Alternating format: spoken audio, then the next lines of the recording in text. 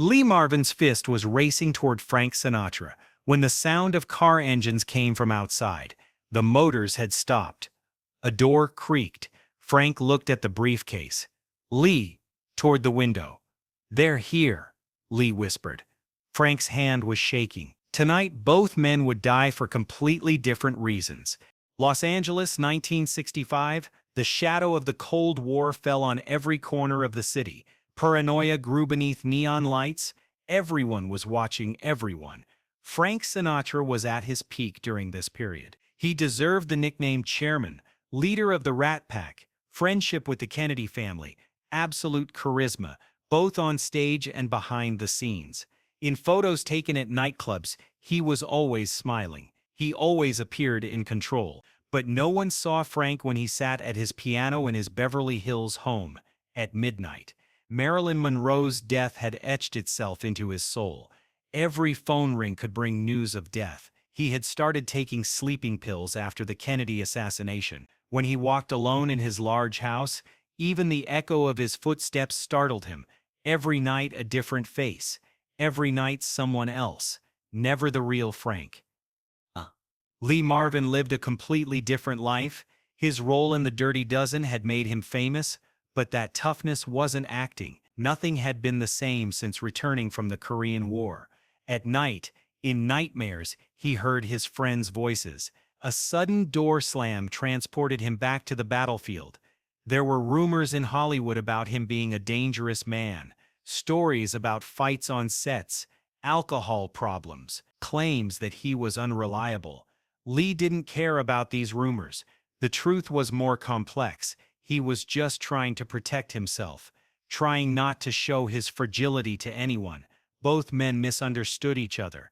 Frank, Lee Marvin is crazy, violence-prone, not worth working with. Lee, Sinatra is a bourgeois kid, easy life, doesn't know real hardship.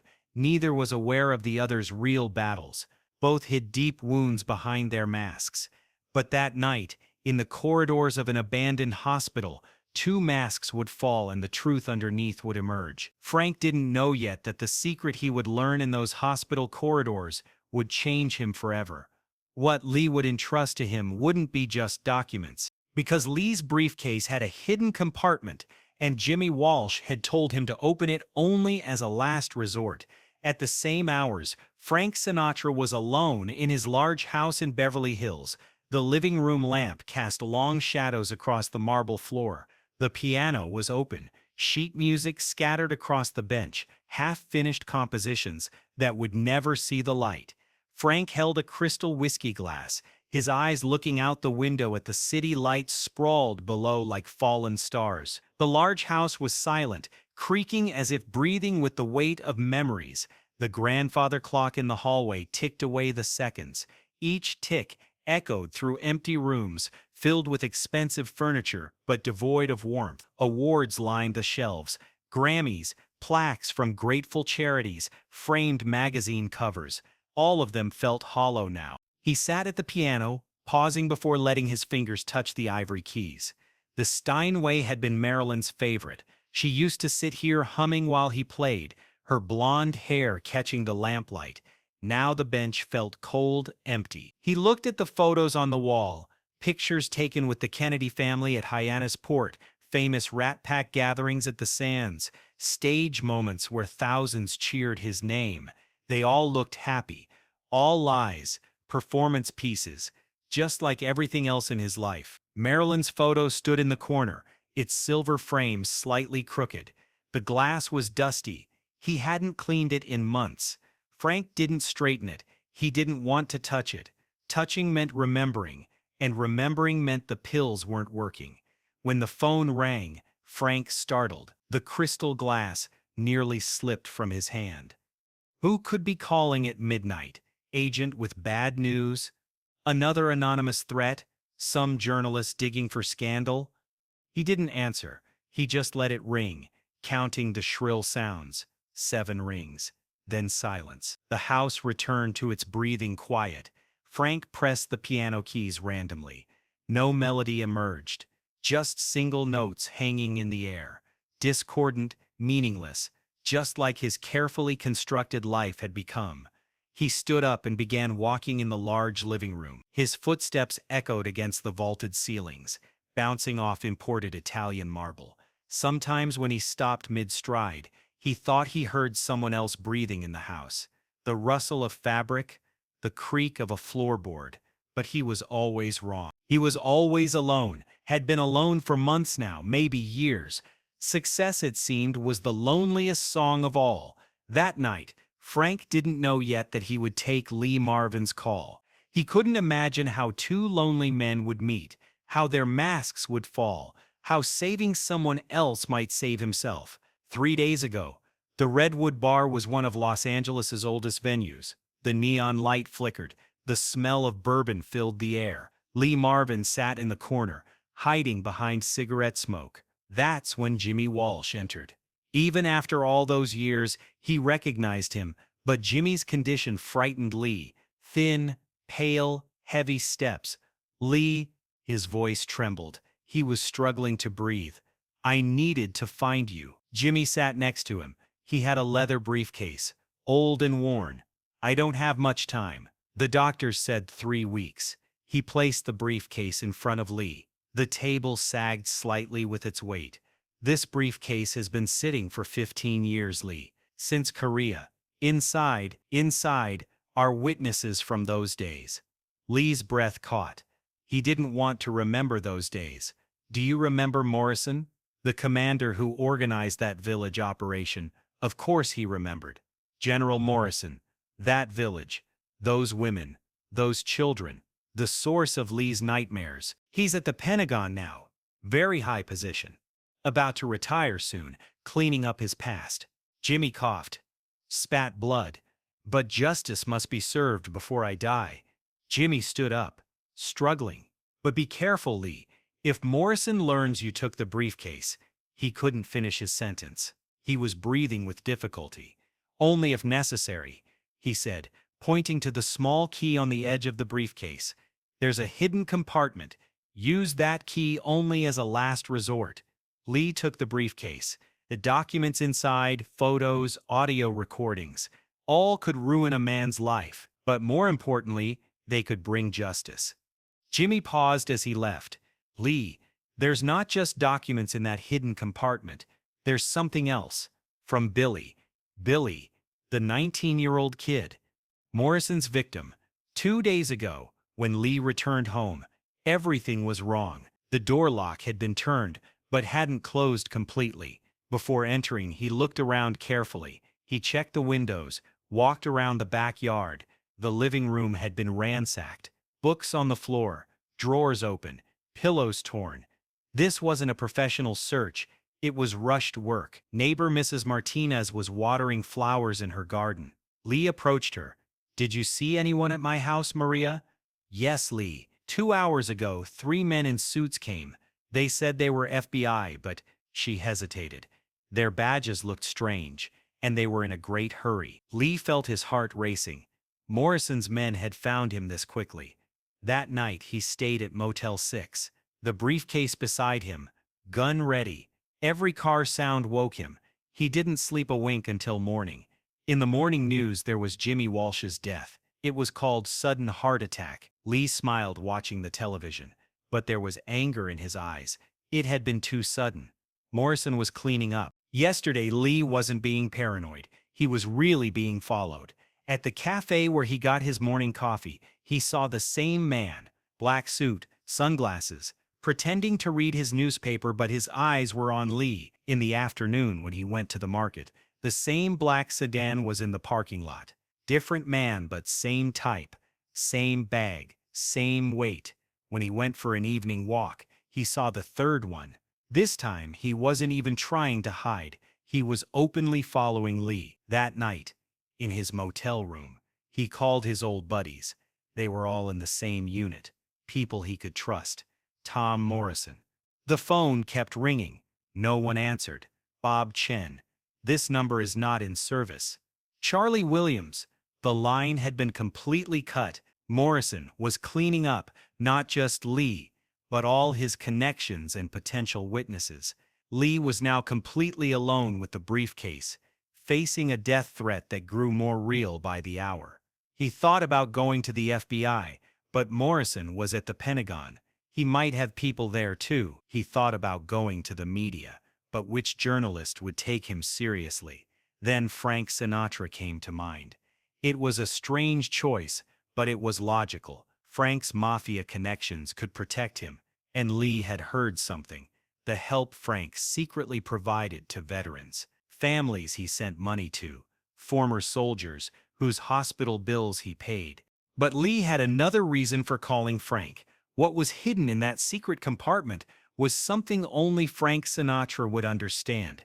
Lee's hand trembled as he held the phone receiver. It was 3:15 a.m. Frank, a sleepy but alert voice from the other side.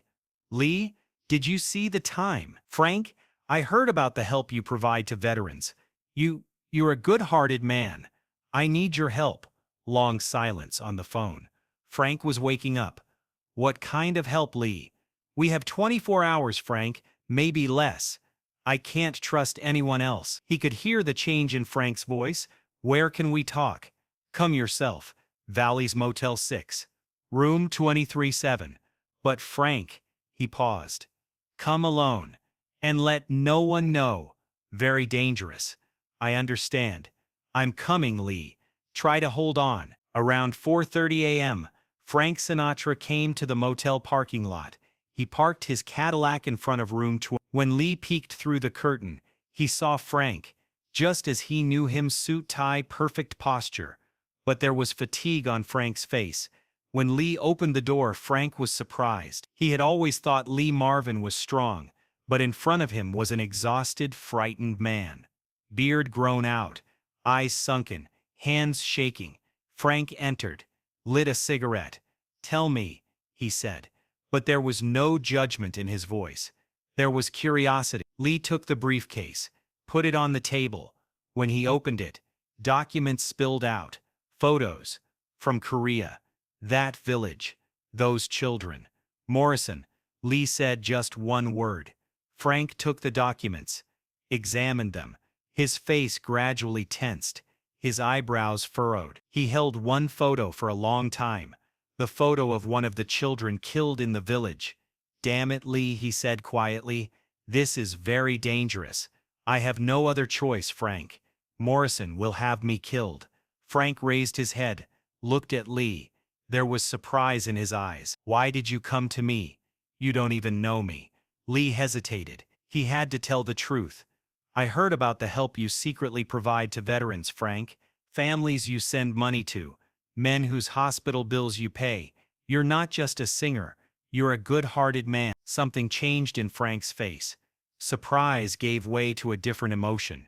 Appreciation? Gratitude? First, let's get you out of here, Frank said. This place isn't safe. Just then, car sounds were heard in parking lot. 3 black sedans coming fast. Headlights cutting through darkness. Tire sounds. Door slams echoing out. Back, Frank whispered urgently. Both ran through the motel's rear exit. They got into Frank's car. Frank floored it. Sounds from behind. Check the back. They're escaping. As Frank escaped, he looked at Lee through the rearview mirror. There's something else in that briefcase, isn't there? He said. He had seen the small key on the edge of the briefcase. As Frank drove north from Los Angeles, Lee pressed the briefcase against his chest. Both were checking through the rearview mirror. For now, they weren't being followed. Where are we going? Lee asked. To a safe place, an abandoned place I know. They spoke little during the journey, but Frank had noticed something. Lee's hands were constantly shaking. War trauma. Frank recognized this. His father had been the same way. 2 hours later, they reached their destination, an abandoned military hospital complex. Large buildings from World War II, no longer in use. This place is safe, Frank said, parking the car behind the hospital building. No one comes here? Lee stopped when entering the hospital. White walls, antiseptic smell, long corridors, silence. His knees shook when he took his first step. When the antiseptic smell hit his nose, he couldn't breathe. He put his hand on the wall, having lost his balance. Sweat drops began dripping from his forehead. Suddenly he was back at the military hospital in Korea, Busan, 1951. White sheets covered in blood, Jimmy Walsh's groans, pieces of Billy Martinez's letter to his mother on the floor. Lee's breathing quickened, his heart was pounding. He made fists with his hands, but couldn't stop the shaking. His eyes squinted, his focus blurred. "No, no," he muttered. Frank noticed this. He saw Lee's face had gone pale, that he was drenched in sweat. "Lee, are you okay, Lee?" Lee leaned against the wall. He was breathing deeply. "This place reminds me of somewhere." "What?" Lee remained silent for a long time. Then he began to speak, his voice cracking. "In Korea, I was hospitalized in Busan. Shrapnel piece went into my leg.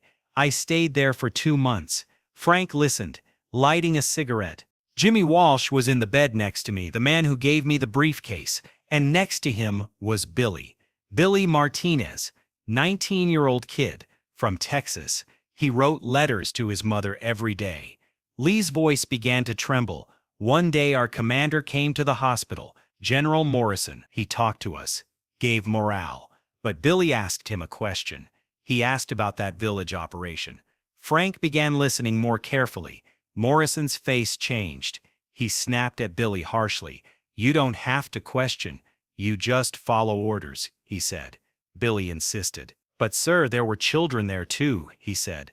Lee punched the wall. The sound echoed in the hospital corridor. Where he punched left a blood mark. His knuckles had split. The next day there was an error in Billy's medication. Overdose. He died. 19-year-old kid. His mother never saw her son again. Frank's face tensed.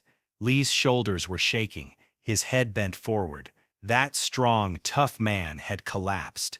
Just then Frank did something that completely surprised Lee. He slowly approached. He put his hand on Lee's shoulder. The touch was gentle, friendly. There had never been such contact between the two men. Lee raised his head. There was empathy in Frank's eyes. Real empathy, not fake corporate courtesy, but genuine sharing of pain. "I'm sorry, Lee," Frank said, his voice cracking. "I'm really sorry." Lee focused on that touch. He could feel the warmth of Frank's hand. This arrogant singer seemed to understand him. They stayed like that for a long time. Frank's hand on Lee's shoulder, both silent. In the hospital corridor, two men were sharing the exhaustion of two different wars. Lee wiped his eyes. "Thank you, Frank. You're a real friend." Frank withdrew his hand, but his eyes were still on Lee. There was empathy there. "Would you tell me more about Billy? What kind of kid was he?" Lee looked at him with trust, but then the anger inside Lee surged. "What would you know?" Lee said, bitterness in his voice. "What do you mean? You always stayed clean. Bright lights, clean hands. What I went through and what you went through aren't the same." Frank's jaw tightened. "You don't know anything about me." "Then tell me," Lee said, his voice rising. "Tell me what kind of hard life Frank Sinatra has." "You don't tell me either," Frank shot back. "You just say tough past." Lee's anger exploded. He clenched his fist, about to swing it at Frank. At that moment Lee remembered that day in Korea, Billy's last words, and what was hidden in the secret compartment of the briefcase. Just then car sounds came from outside. Both froze. "They're here," Lee whispered. Frank looked at the briefcase. Lee toward the window. The motors stopped. Footsteps. "At least 3 people, maybe more." "There's no escape," Lee said. "Frank, you're a target too now. They saw me with you." Frank's face went ashen. He understood the seriousness of the situation. This wasn't just Lee's problem anymore. Frank Sinatra was also involved. "Leave me here," Lee said. "You go." "You're not fully involved yet." Frank looked at him sternly. "Are you stupid?" "But Frank, we got into this together. We'll get out together." Lee was surprised. This wasn't that arrogant singer. This was a loyal man. "Thank you," Lee said, sincerity in his voice. For the first time, outside sounds were approaching. Footsteps. At least 3 people, maybe more. Boot sounds echoing in the hospital corridor. "Where can we hide?" Frank whispered. Lee surveyed the area. There's an old operating room over there. Maybe we can go there. The footsteps got closer. Conversation sounds began to be heard. Check this side. I saw the car in the back. They must be inside. Lee and Frank quietly moved toward the operating room door. The door opened without creaking. They went inside, gently closing the door behind them. The operating room was dark. Old equipment still stood. Rusted metal tables, broken lights, scattered instruments on the floor. They watched outside through the door crack. Flashlight beams danced in the corridor. 3 men were systematically checking every room. "Check this place too," came a voice from in front of the door. Lee and Frank held their breath. They crouched behind the metal table. Frank's heart was beating, so fast he was afraid it would make noise. The door slowly opened. Flashlight beams swept the interior. The light passed right by Lee's foot, missing by an inch. "Empty," said the voice. The door closed. The footsteps moved away. Lee and Frank waited 5 minutes, afraid to breathe. "Did they leave?" Frank whispered. Lee cracked the door, looked outside. The corridors were empty, but motor sounds could still be heard. They hadn't left yet. "We need to get to the back exit," he said, but carefully. Lee took the small key from the edge of the briefcase. He opened the secret compartment. Inside were musical notes, handwritten song lyrics, and a letter. "This is what Billy wrote," Lee said. "Jimmy saved it. Billy was your fan, Frank. Before he died, he wrote you a letter." Frank took the letter. The paper was yellowed, edges worn, with a brown stain in one corner, a blood stain. Frank's hands trembled as he opened the letter. A photograph fell out. A young soldier, big smile, Texas hat. He began reading the letter, his voice cracking. "Mr. Sinatra, my name is Billy Martinez. I'm very embarrassed to write to you, but I love your songs very much. Here, lying in the hospital, when my friends play My Way on the radio, we all go quiet." Frank paused, his eyes welling up. "I promised my mother that when I return from the war, I'll buy her all your records. She loves your voice too. Sometimes when she hears me crying at night, she hums your songs." Frank's voice broke. He handed the letter to Lee, couldn't read anymore. Lee continued reading. "I hope to meet you one day, Mr. Sinatra, to shake your hand and thank you, because your music gives us hope. Here, in this hospital, hearing your voice reminds us of going home." Frank buried his face in his hands. Billy Martinez, 19-year-old kid. The blood stain on the paper was from what he wrote before his last breath. "Morrison killed him," Lee said quietly. "He killed your fan, Frank? That's why I called you, Frank." Lee said. This could be considered Billy's last wish. Lee also showed the musical notes. "This is the melody he wrote. He never finished it." Frank took the notes. "A simple but beautiful melody. I'm giving it to you," Lee said. "Why? Because tonight you showed your real self, Frank. Billy would have wanted this too." They made a plan. They would jump out the window, run to Frank's car. "Ready?" Frank asked. Lee nodded. Both jumped out the window. They landed safely from 3 meters height. As they ran toward the cars, sounds came from behind. "Stop, FBI, lies," Lee shouted while running. Morrison's men. They reached Frank's car. Frank wanted to turn the key, but dropped it. "Quick, Frank." He found the key, started the engine. Just as they were about to escape, a single gunshot came from behind. The glass didn't break. It missed its target. When they reached a safe distance, Frank stopped the car at a gas station. "Are you okay?" he asked Lee. "I'm fine. You?" "I'm fine." Both remained silent for a while. They were out of breath. "Frank," Lee finally said, "we need to finish this." "Yes, but how?" Lee handed the briefcase to Frank. "This is both our responsibility now. You have connections in the media. I can talk to someone at the Washington Post. I know people who can introduce me to Walter Brennan." Frank took the briefcase. "But we'll do this together, Lee. You know what these documents mean." Both looked at each other. They were partners now. Partners not just of that night, but of the pursuit of justice. "Okay," Lee said. At that moment both realized the prejudices between them were gone. Frank's clean hands were sharing Lee's dirty war. Lee's hard heart understood Frank's loneliness. The following months passed quickly. Thanks to Frank's connections, the documents reached Walter Brennan at the Washington Post. The Morrison scandal made big news. The general was forced to leave the Pentagon. Then court proceedings began.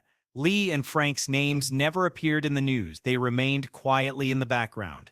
But during this process, a friendship was born. Frank would sometimes call Lee, just to chat. Lee would also visit Frank. They never talked about work. Just two men, sharing their real selves. Lee Marvin was hospitalized in 1985. Heart attack. Frank came to visit him. "How are you, Lee?" "I'm bad, Frank. But I lived a good life." Frank sat beside him. Both had aged. Their hair had turned white, their faces wrinkled. "Do you know that melody?" Frank said. "Billy's? I wrote lyrics for it." Lee's eyes lit up. "How did it turn out?" "It turned out beautiful, but I couldn't tell anyone." Lee smiled. "Good. It should stay that way." "Why, Lee?" Lee thought. "Because, Frank, that melody tells about our night. The night two men dropped their masks. This is just our story." Lee Marvin died in 1987. Frank attended his funeral. He didn't speak. That night, he played piano at home. Billy's melody. He sang his own lyrics. Masks fell that night. Two strangers. Two friends. Truth found its way. We're not alone anymore. 1998. Frank died. He left the notes to a museum. The lyrics were lost. Today, if you visit that abandoned military hospital, you can still find that room, the wall with two handprints where two men leaned in anger. And if you listen very carefully, when the wind blows, you can hear the notes of that melody, the song Billy Martinez never finished, which Frank Sinatra wrote lyrics for but never sang, because some music is written not to be sung but to be lived. Some friendships are not formed to become stories but to be real, and some masks fall so that the humanity underneath can emerge. The story of two men, one friendship, one secret. This story has ended, but the feeling it left behind may still linger. If you'd like to discover stories like this together, you can subscribe to the channel.